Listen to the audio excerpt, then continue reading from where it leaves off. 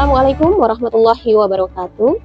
Perkenalkan, saya Sugiyarti, Magister Keperawatan Spesialis Keperawatan Anak, dosen pada program studi Sarjana Terapan Keperawatan, jurusan Keperawatan Poltekkes Kemenkes Tanjung Karang. Spesialisasi keilmuan saya adalah di bidang keperawatan anak. Video ini dibuat sebagai bagian dari pemenuhan instrumen sertifikasi dosen sesi ke-1 tahun 2026, khususnya pada pernyataan diri dosen dalam unjuk kerja Tridharma Perguruan Tinggi PDD UKT-PT di bidang pengajaran. Mengacu pada kurikulum Prodi STRNAS tahun 2024 Poltekkes Kemenkes Tanjung Karang, mata kuliah keperawatan anak ini merupakan salah satu mata kuliah keahlian yang terbagi menjadi 3, yaitu mata kuliah teori keperawatan anak, mata kuliah praktikum keperawatan anak, dan mata kuliah praktik klinik keperawatan anak yang masing-masing memiliki bobot sebesar 2 SKS. Sebelum terjun langsung ke lahan praktik, untuk mencapai kompetensi sebagai calon perawat anak profesional, maka mahasiswa terlebih dahulu akan dibekali dengan pembelajaran teori di kelas dan juga praktikum di laboratorium. Khusus pada kesempatan ini, saya akan memfokuskan pembahasan pada salah satu proses pembelajaran, yaitu pada mata kuliah praktikum keperawatan anak. Mata kuliah ini memiliki bobot 2 SKS praktik dengan kode MK WAT 6.21.24, diperuntukkan pada mahasiswa semester 4 dan diselenggarakan dalam 16 kali tatap muka dengan rincian 14 kali pertemuan praktikum dan 2 kali ujian praktikum tengah semester dan akhir semester dalam bentuk ujian OSCE. Secara garis besar, ruang lingkup mata kuliah ini mencakup asuhan keperawatan pada anak sehat, anak sakit dengan gangguan pemenuhan kebutuhan dasar, anak berkebutuhan khusus, dan bagi risiko tinggi, serta praktik manajemen terpadu balita sakit atau MTBS.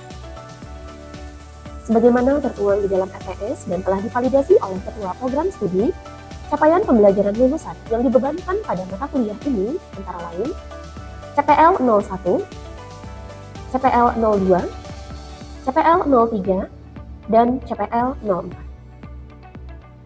Sedangkan capaian pembelajaran mata kuliah atau CPMK yang diharapkan adalah CPMK 1, mahasiswa mampu mempraktikkan asuhan keperawatan pada anak sehat dan anak sakit. CPMK 2, mahasiswa mampu mempraktikkan asuhan keperawatan pada anak dengan gangguan pemenuhan kebutuhan cairan dan elektrolit, gangguan kebutuhan aktivitas, dan gangguan kebutuhan amalian. CPMK 3, mahasiswa mampu mempraktikkan asuhan keperawatan pada anak dengan gangguan pemenuhan oksigenasi dan gangguan pemenuhan kebutuhan nutrisi. CPMK 4, mahasiswa mampu mempraktikkan asuhan keperawatan pada anak berkebutuhan khusus dan bayi risiko tinggi. Serta CPMK 5, mahasiswa mampu mempraktikkan manajemen terpadu balita sakit. Untuk mencapai target tersebut, materi telah dirancang dalam beberapa sub CPMK. Khusus pada cuplikan video kali ini, kita akan berfokus pada sub CPMK 4.2, yaitu mahasiswa mampu mempraktikkan asuhan keperawatan pada bayi risiko tinggi. Adapun model pembelajaran yang diterapkan pada mata kuliah ini adalah pendekatan student center learning dengan metode case-based learning atau pembelajaran berbasis kasus dan simulasi laboratorium. Terdapat 3 komponen utama dalam aplikasi proses pembelajaran ini, yaitu delivery, interaction, dan assessment. Untuk delivery, saya akan memberikan RPS, kontrak kuliah, dan modul praktikum di awal sesi pembelajaran melalui GCR. Saya mengkombinasi metode kuliah pakar dosen tamu, case-based method, demonstrasi, dan simulasi laboratorium. Media yang digunakan meliputi modul praktikum, video tutorial tindakan keperawatan, dan referensi ilmiah praktikum. Referensi utama yang digunakan adalah modul pembelajaran praktikum yang telah disusun oleh tim mata ajar. Referensi lain diantaranya buku ajar Pediatric Nursing, Wong's Essential of Pediatric Nursing, Hockenberry and Nielsen, Bowden and Greenberg, Kyle and Charman, dan artikel jurnal, serta sumber literatur lainnya yang dianggap valid dan relevan. Serta integrasi artikel penelitian saya tentang pengaruh modifikasi posisi Kangaroo Supported Diagonal Flexion atau SDF terhadap fungsi fisiologis bayi prematur dan kenyamanan ibu dalam pelaksanaan perawatan metode Kangaroo. Terkait interaction, proses belajar mengajar melibatkan komunikasi 2 arah melalui diskusi kasus, tanya jawab, recall knowledge, dan pendampingan skill laboratorium. serta pemanfaatan perangkat digital interaktif yaitu quizzes. Selanjutnya, asesmen atau penilaian. Komponen penilaian meliputi aspek kognitif melalui kuis di setiap pertemuan, aspek afektif melalui rubrik keaktifan dan profesionalisme, serta aspek psikomotor yang dinilai melalui logbook praktikum mahasiswa dan ujian praktek dengan rubrik penilaian OSCE. Selanjutnya, Bapak dan Ibu akan menyaksikan cuplikan proses pembelajaran praktikum saya bersama mahasiswa Prodi Sarjana Terapan Keperawatan Poltekkes Kemenkes Tanjung Karang pada pertemuan ke-15 dengan topik praktik asuhan keperawatan pada bayi risiko tinggi. Selamat menyaksikan. Assalamualaikum warahmatullahi wabarakatuh. Waalaikumsalam warahmatullahi wabarakatuh. Ya, selamat siang teman-teman sekalian. Selamat sejahtera untuk kita semua. Alhamdulillah pada siang hari ini kita masih diberikan kesehatan dan kesempatan sehingga kita bisa bertatap muka kembali dalam pertemuan kita yang ke-15 ini, yaitu dalam mata kuliah praktikum keperawatan anak. Ya. Pada kesempatan ini kita akan membahas tentang praktikum asuhan keperawatan pada bayi risiko tinggi. Ya, ini sebenarnya bukan materi perdana teman-teman mengenal istilah ini, akan tetapi sebenarnya teman-teman sudah belajar kemarin terkait dengan konsepnya, yaitu di mata kuliah pembelajaran teori, yaitu tentang konsep asuhan keperawatan pada bayi risiko tinggi. Nah, untuk mata kuliah praktikum ini, jadi kita akan fokus membahas terkait dengan prosedur-prosedur keperawatan yang terkait dengan bayi risiko tinggi. Ya, sebelum kita mulai pembelajaran hari ini, gue akan coba cek kehadiran teman-teman sekalian dulu ya. Kita akan absensi. Silakan mengkonfirmasi kehadiran. Yang pertama, baiklah teman-teman, seperti biasa sebelum mulai pembelajaran kita akan coba untuk teman-teman mengisi kuis seperti biasanya ya. Silakan untuk dikeluarkan handphonenya masing-masing. Kita akan tampilkan barcode untuk kuisnya di sini. Silakan teman-teman masuk melalui barcode ini, sehingga ibu bisa tahu nih siapa teman-teman yang benar-benar baca atau memahami prosedur tindakan ataupun topik materi kita pada siang hari ini ya. Silakan.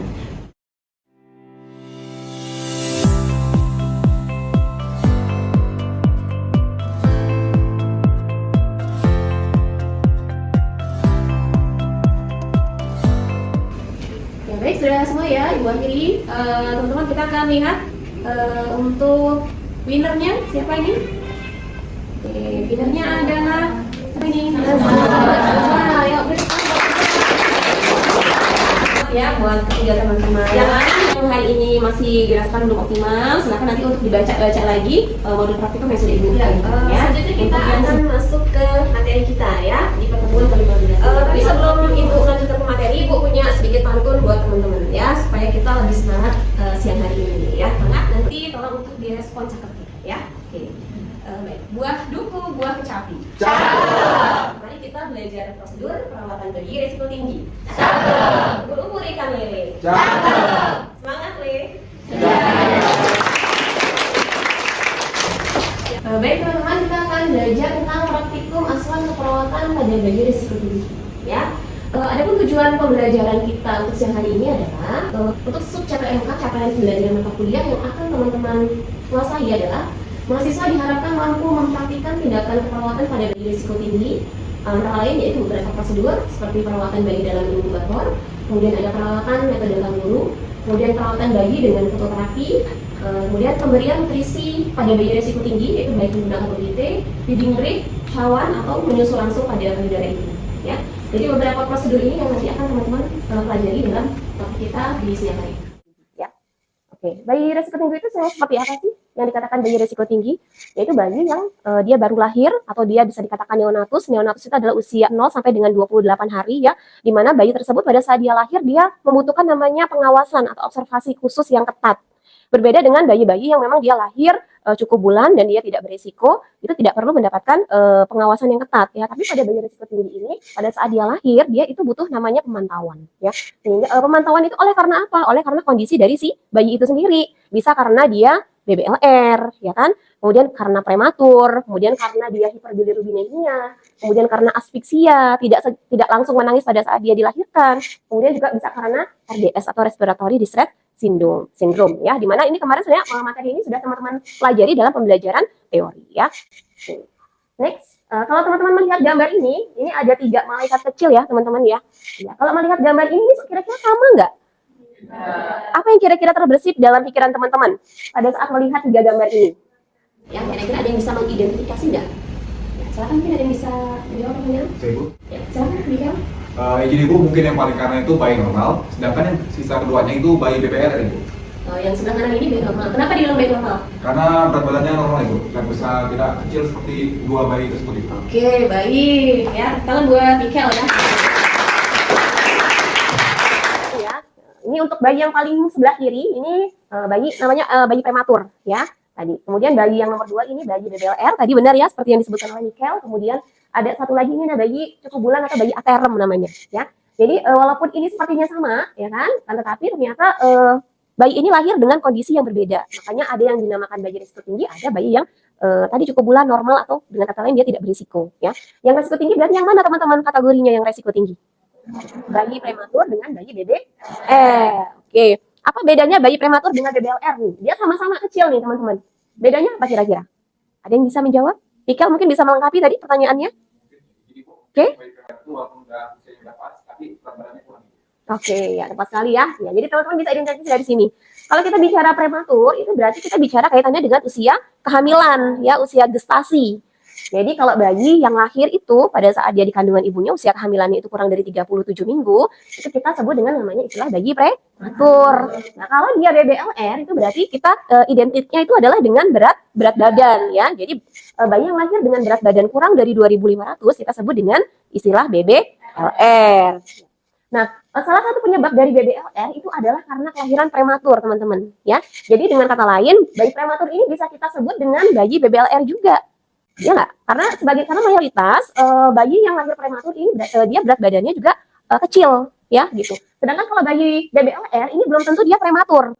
Ya paham nggak maksudnya? Iya. Karena kondisi BBLR ini bisa jadi bayi ini lahir di usia gestasi yang udah cukup bulan, akan tetapi dia lahir dengan berat badan yang rendah atau biasa itu disebut dengan kecil untuk usia kehamilan. Ya, biasanya pada bayi-bayi yang dia mengalami IUGR namanya, intrauterine growth restriction. Ya, jadi pertumbuhan di dalam janin itu terhambat sehingga dia berat badannya juga rendah dari yang seharusnya di usia kehamilan dia gitu. Sehingga pada saat dia lahir dia berat badannya kecil gitu. Jadi tidak selalu oleh karena kelahiran prematur ya gitu. Makanya konsep di awal kita sebutnya dengan BBLR. Kenapa? Karena sebenarnya prematur itu masuk di dalamnya adalah BBLR. Kalau aterem ini adalah di kisaran usia gestasi 37 sampai dengan 42 minggu. Next. Nah, ini kaitannya konsep yang juga penting untuk teman-teman kuasai ya. Sebelum teman-teman mempelajari prosedur pada bayi resiko tinggi ini ya, terkait dengan mekanisme kehilangan panas pada bayi. 4 mekanisme kehilangan panas pada bayi, ada 4. Ada apa aja? Pertama, konveksi, kemudian konduksi, kemudian radiasi, satu lagi evaporasi. Right, kita coba lihat ya. Oke, benar sekali teman-teman ya. Kenapa bayi ini tidak boleh kehilangan panas dari tubuhnya? Kenapa? Karena dia akan beresiko terjadinya hipotermi pada bayi ya. Nah, kondisi hipotermi ini sebenarnya kondisi yang kita sangat antisipasi. Kenapa? Karena kalau bayi hipotermi itu nanti akan merusak fungsi dari organ dari si bayi termasuk sampai dengan dia menimbulkan kematian pada bayi ya. Jadi penting untuk kita sebagai perawat anak untuk mencegah yang namanya terjadinya kehilangan panas pada bayi. Supaya apa? Supaya ya, bayinya tidak terjadi hipotermia gitu. Apalagi pada bayi-bayi yang kecil, bayi resiko tinggi. Ya, jadi mekanisme kehilangan panas secara konduksi itu seperti apa, teman-teman? Jadi kehilangan panas melalui kontak langsung dengan benda yang dingin, ya. Contohnya apa? Contohnya, nah pada inkubator ini misalnya. Nah, di inkubator ini kan ada yang namanya alas, ya, alas ini. Nanti teman-teman sebelum memasukkan bayinya ke dalam inkubator, teman-teman akan hangatkan terlebih dahulu si alasnya ini tadi. Supaya apa? Supaya mencegah kehilangan panas bayi dari mekanisme konduksi ini tadi ya. Pada saat si bayi itu bersentuhan dengan matras atau alas inkubator, dia tidak kehilangan panas tubuhnya gitu. Kenapa? Karena inkubator ini sebelumnya sudah kita hangatkan gitu. Selanjutnya adalah kenapa inkubator ini diperlukan terutama pada bayi-bayi kecil atau bayi risiko tinggi. Kira-kira kenapa teman-teman? Nah, ini dia ya.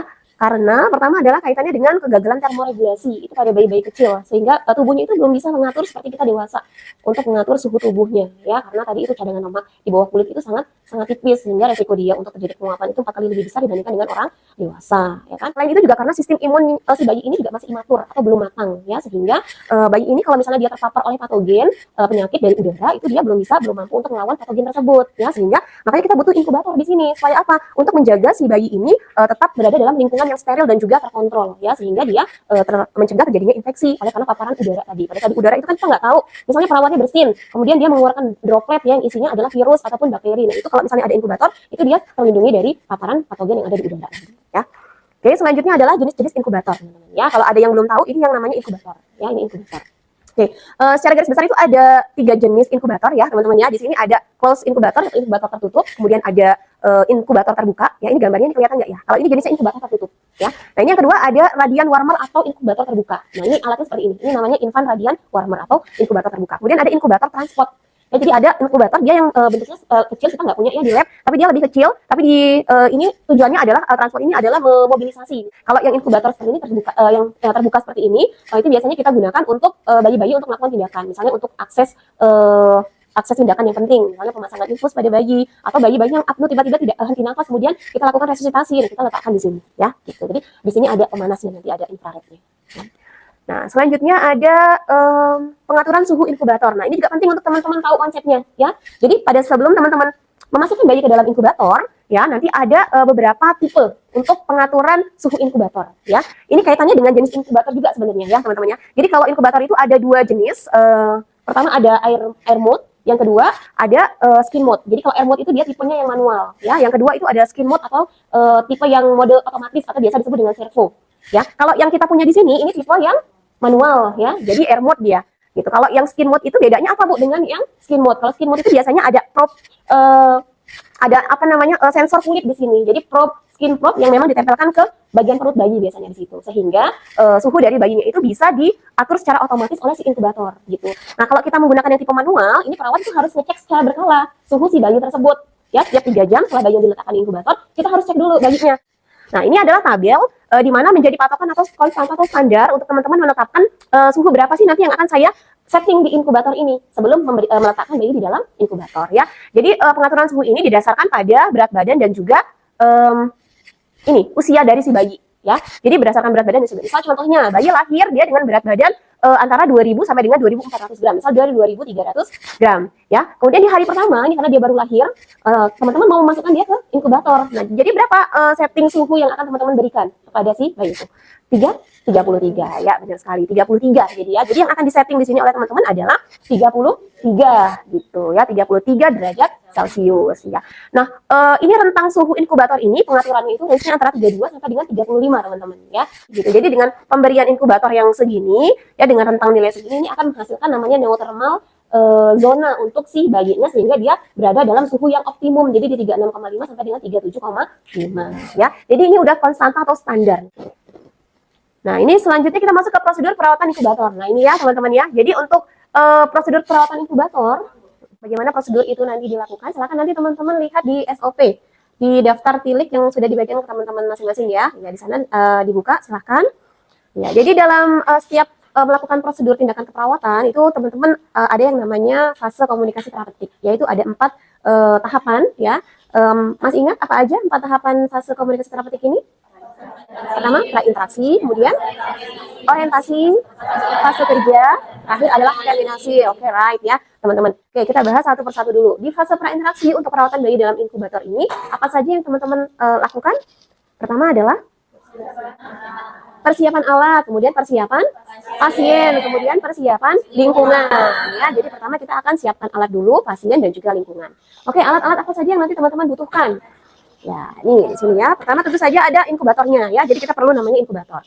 Nah, yang kedua itu ada handscoon. Oke, handscoon bersih ya. Kemudian ada hand wrap, kemudian ada aquadens, kemudian ada popok ya, popok bayi di sini. Kita menggunakan jenisnya pampers ya. Pampers ini ada yang dia ukurannya kecil yang memang untuk newborn atau bayi kecil atau bayi prematur khusus. Nah, kenapa teman-teman tidak menggunakan bisa nggak Bu kira-kira kalau menggunakan kain popok biasa? Boleh, bisa ya, bisa. Nah, akan tetapi di sini untuk perawatan bayi dalam inkubator itu sebenarnya kita prefer menggunakan pampers ya gitu. Kenapa pampers? Supaya tadi itu pada saat ini kan bayinya akan diletakkan di dalam inkubator ya. Jadi kalau bayi di dalam inkubator itu prinsipnya adalah minimal handling teman-teman ya. Jadi meminimalkan bayi itu untuk kita pegang-pegang, kita sentuh, kita manipulasi gitu ya. Sehingga kenapa? Karena bayi ini akan stres gitu. Jadi kalau misalnya bayi ini sering kita pegang, dia akan stres. Kalau bayi stres ini berarti dia akan mengeluarkan energinya ya. dia nanti dengan paparan stres itu dia mengeluarkan energi yang harusnya sebenarnya energi itu dia simpan untuk supaya dia dapat tumbuh dan berkembang dengan baik ya. Kalau kita sering memanipulasi atau bayi itu sering merasakan stres, maka energi itu akan terbuang percuma gitu. Nah, inilah peran dari perawat anak. Bagaimana caranya kita atraumatikan kepada pasien kita meminimalkan terjadinya stres pada si bayi ya. Termasuk tadi salah satu intervensinya adalah meletakkan bayi di dalam inkubator supaya apa? Supaya bayinya tidak stres terhadap lingkungan atau suhu yang ekstrim atau suhu yang dingin gitu. Sama juga dengan tadi prinsip penggunaan si popok ini tadi. Jadi kalau misalnya kita menggunakan kain, itu biasanya bayi kan pipis 2 sampai dengan 3 kali ya selama 1 jam. Nah, itu juga bayinya akan sering kita ganti popoknya gitu. Kalau kita menggunakan pampers ini akan lebih baik. Jadi kita bisa menggantinya per 3 jam atau per 4 jam sekali. Sehingga tadi prinsip minimal handling itu jadi dia tercapai ya gitu. Oke, ini untuk persiapan alat. Yang kedua tadi adalah persiapan pasiennya. Ya, untuk persiapan pasien kita akan cek, kita validasi kembali apakah benar-benar intervensi ini sesuai dengan kebutuhan pasiennya. Kita cek di rekam medis pasien. Kemudian adalah persiapan lingkungan. Persiapan lingkungan ini adalah teman-teman menjaga lingkungannya baik, ya kan, inkubatornya sebelum digunakan sudah dibersihkan terlebih dahulu, sudah disinfeksi, sudah fungsinya sudah bagus, ya kan. Kemudian juga atur pencahayaan yang cukup seperti itu. Nah, setelah itu ada fase yang kedua. Tadi setelah prainteraksi, kemudian kita masuk ke fase orientasi. Nah, fase orientasi ini adalah fase perkenalan perawat, ya. Isinya apa aja di dalam fase orientasi? Salam, perkenalan, terus verifikasi identitas pasien, kemudian kontrak waktu. Sebelum kontrak waktu ada menjelaskan prosedur dan tujuan prosedur dulu, setelah itu baru kontrak waktu, kemudian ya menanyakan kesediaannya, ya bersedia atau tidak gitu ya. Nah, kalau misalnya pasiennya bayi, Bu, kita komunikasinya sama siapa? Nah, bayi itu biasanya dirawat bersama dengan keluarganya. Nah, bisa teman-teman komunikasinya dengan keluarga. Nah, selanjutnya kita masuk ke tahap kerja nih, teman-teman. Fase kerja nanti ada di sini di langkah prosedur. Nah, sebelumnya yang penting juga untuk teman-teman siapkan adalah tadi ini, selain memastikan si inkubator ini bersih dan steril, kemudian jangan lupa untuk menyambungkan nih ini ke listrik ya. Ke listrik ya. Kemudian setelah itu teman-teman akan ini di dalamnya ada yang namanya humidifier nih, teman-teman ya. Jadi di sini humidifier. Jadi setiap inkubator itu ada fungsi humidifier ini untuk apa? Untuk menjaga kelembapan sehingga udara yang ada di dalam inkubator ini nanti dia tidak kering gitu ya, untuk menjaga tadi itu dari invisible water loss yang terjadi pada si bayi ya. Jadi humidifier ini harus dibersihkan secara rutin teman-teman, juga airnya juga harus sering diganti per 24 jam ya. Jadi per 24 jam teman-teman akan mengisi kembali air humidifier ya dengan menggunakan aquades ini, atau bisa air steril ya. Kalau nggak ada aquades yang penting dia air steril prinsipnya gitu ya.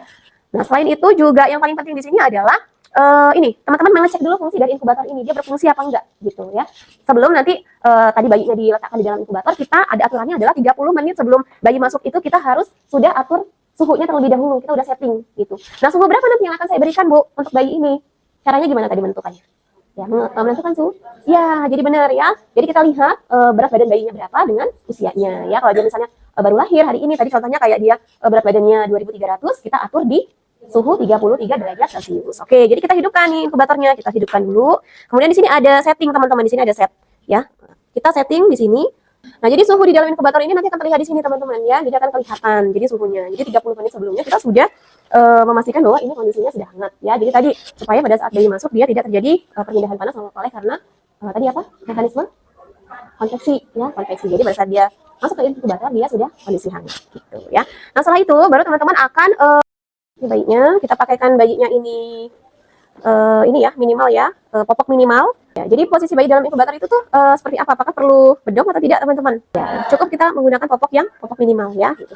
Anggap saja ini sudah 30 menit ya. Ya, kemudian kita buka. Kalau buka inkubator ini ada 2 jenis pembuka ya, kaca yang bisa dibuka. Ini kalau mau membuka atau memasukkan mengeluarkan bayi lewat sini. Cuman di sini ada yang namanya akses tangan aja, teman-teman ya. Jadi di sini ada lubang yang memang khusus untuk akses tangan. Jadi kalau teman-teman mau ganti popok atau misalnya mau memasang sonde atau mengukur suhunya si bayi, kita cukup masukin tangan kita di sini. Yang paling penting itu adalah setelah bayi ini kita letakkan di dalam inkubator, nanti teman-teman harus mengecek suhu bayi ini secara berkala. Kenapa? Karena ini adalah tipe yang manual tadi ya, yang air mode. Sehingga nanti setelah 3 jam teman-teman harus mengukur suhu si bayi. Itu biasanya kita menggunakan suhu aksila ya. Nah, kita bisa lewat sini, lewat akses tangan sini ya. Kita masukkan, kemudian kita ukur suhu bayinya. Ya, jadi perlu pemantauan secara berkala per 3 jam ya. Kalau misalnya teman-teman menggunakan yang tipe otomatis, itu sangat mudah sekali teman-teman. Jadi itu memudahkan perawat untuk pemantauan tindakan ya. Jadi kalau otomatis itu biasanya ada tadi skin probe atau ada sensor kulit yang biasanya diletakkan di bagian perutnya si bayi sini ya. Sensornya itu diletakkan di perut. Kemudian sensor ini nanti yang akan membaca suhu tubuh si bayi. Jadi dia akan menyesuaikan secara otomatis inkubator ini. Demikian teman-teman untuk perawatan bayi dalam inkubator. Sampai di sini ada yang mau ditanyakan? izin tadi. Oke, silakan Nadia. Baik, nah jadi kapan bayi bisa dikeluarkan dalam perawatan bayi dalam inkubator itu, Bu? Oke, pertanyaan bagus ya dari Nadia ya teman-teman ya. Jadi kapan sih bayi ini berada di dalam inkubator, Bu? Apakah nanti kalau misalnya suhunya udah hangat nih 36,5 sampai 37,5 kita keluarkan terus kita berikan kepada ibunya? Dan sebenarnya tidak seperti itu ya teman-teman ya. Jadi kalau perawatan inkubator ini agak permanen karena kalau bayi-bayinya dia prematur atau bayi BBLR. Kenapa? Karena bayi prematur BBLR itu kita syaratnya adalah kita pastikan bahwasanya si bayi ini dia bisa mengatur suhunya dengan sendiri, dengan mandiri gitu. Dia bisa menyesuaikan dengan kondisi suhu 36,5 sampai dengan 37,5 gitu. Kalau misalnya dia belum mampu, itu kita belum keluarkan dari inkubator. Dan proses pengeluaran ke dalam luar inkubator itu juga tidak serta-merta langsung dikeluarkan, tapi ada yang namanya tahapan winding atau penyapihan ya. Kita akan coba dulu, observasi dulu, kita keluarkan ke sini dulu, kita taruh di dalam box bayi ya. Kita monitor suhunya dia stabil nggak, dia mampu nggak mempertahankan 36,5 sampai 37,5 itu tadi ya. Kalau dia tiba-tiba hipotermi, berarti dia belum mampu, belum stabil. Kita harus kembalikan dia ke inkubator terlebih dahulu ya. Yang kedua terkait dengan berat badan. Biasanya kalau berat badan bayinya sudah bagus, sudah cukup antara range 1,6 sampai dengan 2000 gram ya, itu nanti bayinya sudah bisa mulai kita weaning yang keluar dari inkubator gitu ya. Oke, nah itu jadi ada ketentuannya ya, jadi tidak kita langsung keluarkan di. Oke, pertanyaan bagus dari Nadia. Yang lain teman-teman ada pertanyaan lagi?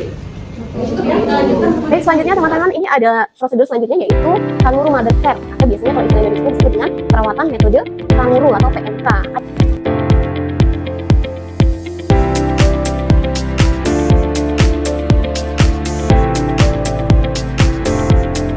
Ya, demikian teman-teman, beberapa prosedur ini sudah kita bahas ya terkait dengan perawatan pada bayi risiko tinggi ya.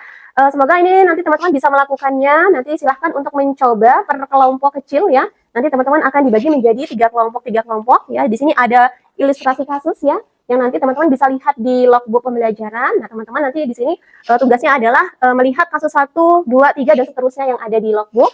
Nah, kemudian ini ada tugas peer atau kelompok untuk skill drill nanti di lab masing-masing per kelompok ya. Jadi tugasnya pertama, buatlah kelompok yang beranggotakan 3 orang. Nanti masing-masing nanti akan berperan, satu sebagai perawat, satu lagi sebagai observer, yang satu lagi adalah sebagai keluarga pasiennya atau ibu pasiennya gitu ya. Nanti teman-teman bergantian.